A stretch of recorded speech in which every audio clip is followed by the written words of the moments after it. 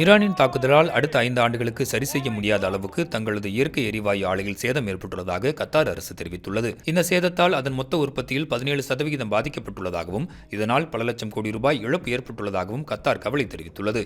இந்த சூழலில் தனது இயற்கை எரிவாயு தேவையில் 40% கத்தாரை சார்ந்திருக்கும் இந்தியாவின் நிலை மீண்டும் கேள்விக்குறியாகியுள்ளது.